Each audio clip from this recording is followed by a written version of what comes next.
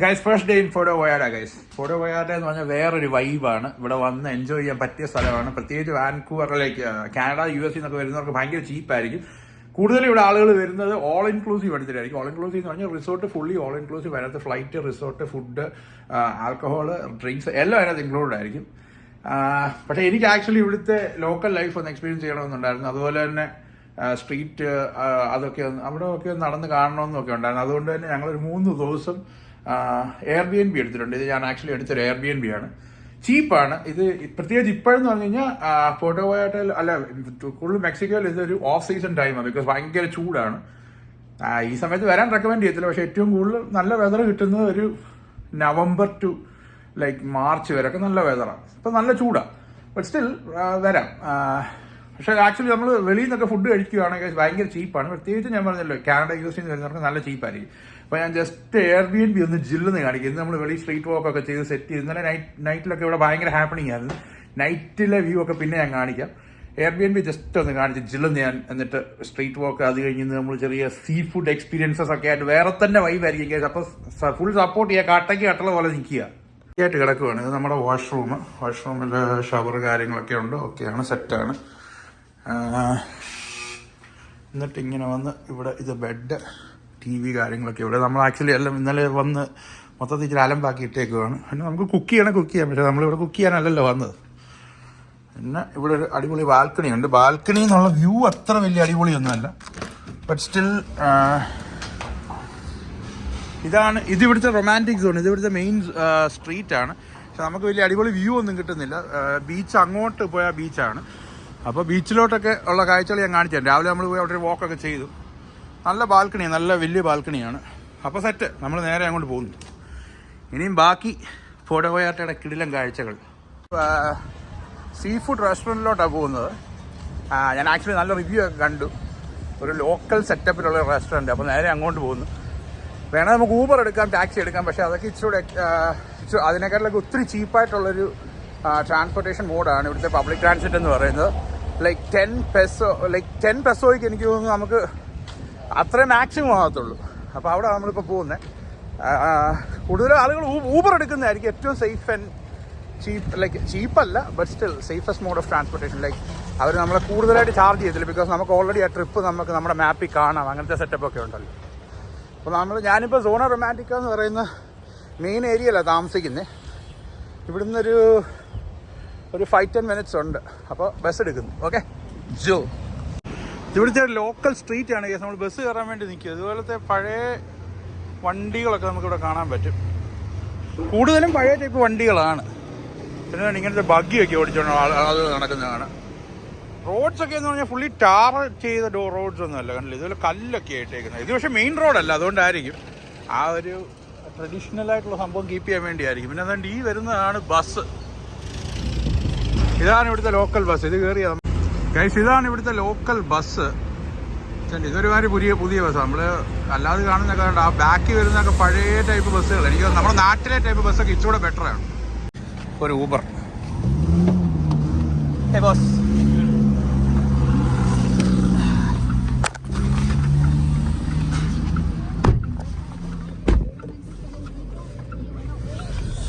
അങ്ങനെ ഗൈസ് ഒരു local Uber സെറ്റപ്പിലോട്ട് നമ്മൾ ഇറങ്ങിയിരിക്കുകയാണ്. ഈ ചേട്ടനാണ് നമ്മളെ കൊണ്ടുപോകുന്നത്.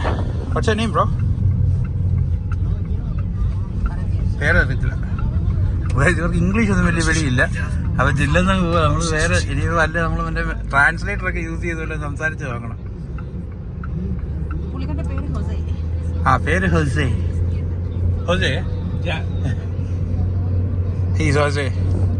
ഗൈസ്, ഇവിടെ ജോസ് എന്ന് പറയത്തില്ല. ജോസിന് പറയും ഹൊസേ. അപ്പോൾ ജോസേട്ടനൊക്കെ ഇവിടെ വന്നു കഴിഞ്ഞാൽ ജോസേട്ടൻ എന്ന് പറയത്തില്ല, ഹൊസേ എന്ന് പറയും.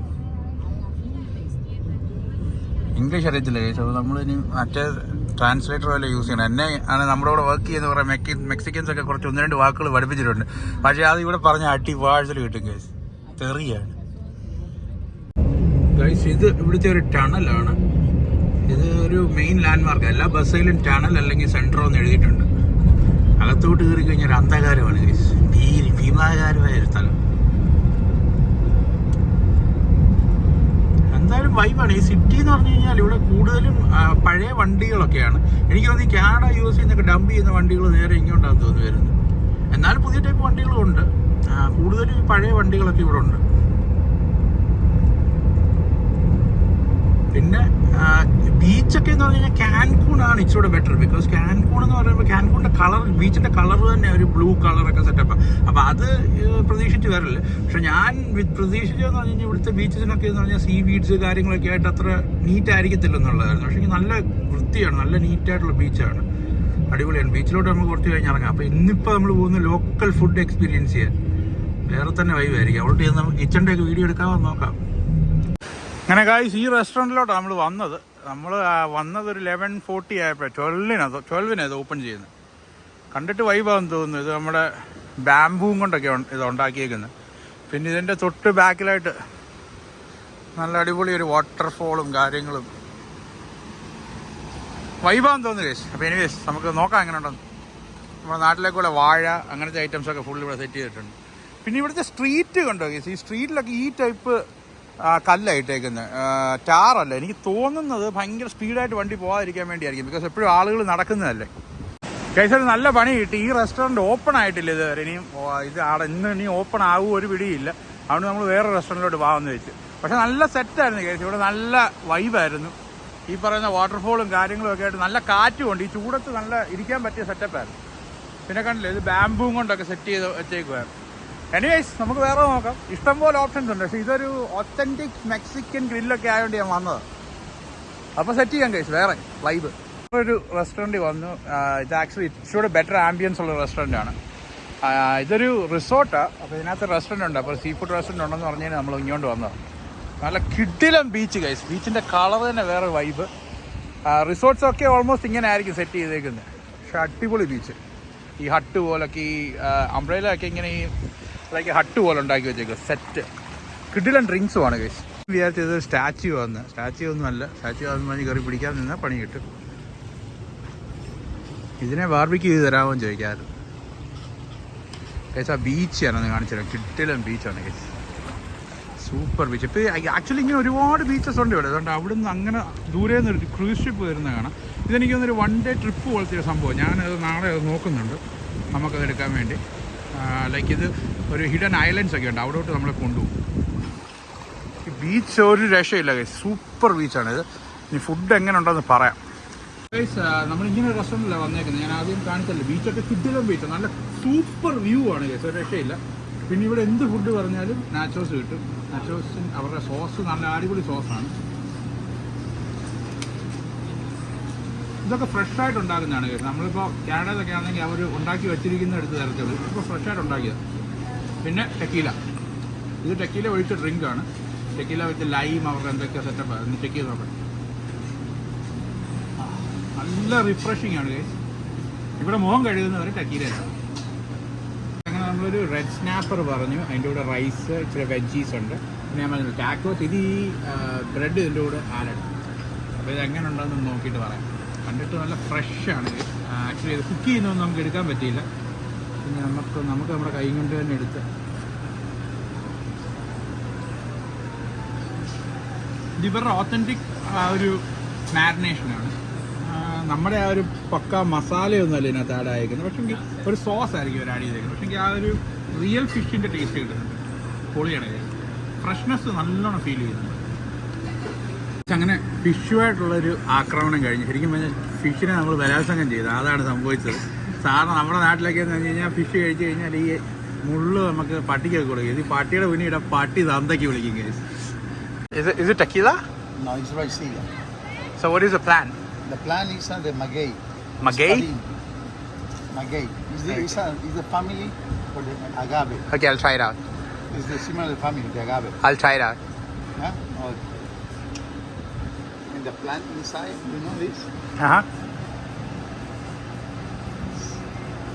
Is that something rare? That's still real. Okay, let me try that. Yeah. Okay, he said it's not tequila, but it's like it's from a tequila family, made in Puerto Vallarta. Let me try it out.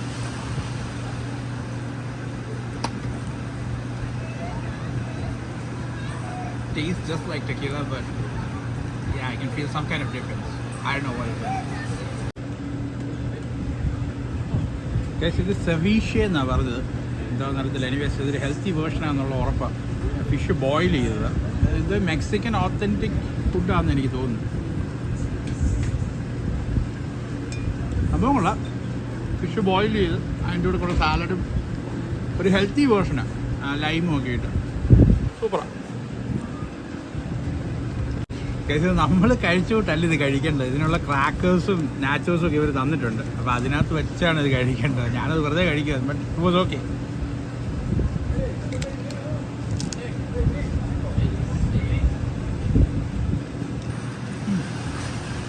ഇപ്പം അതിനകത്ത് സോസും കുറച്ചുകൂടെ നമ്മുടെ ആ spicy സോസൊക്കെ വന്നപ്പോഴത്തേനും നമ്മുടെ taste കിട്ടും. പൊളി സാധനമല്ലേ, ഒരു ഹെൽത്തി വേർഷൻ.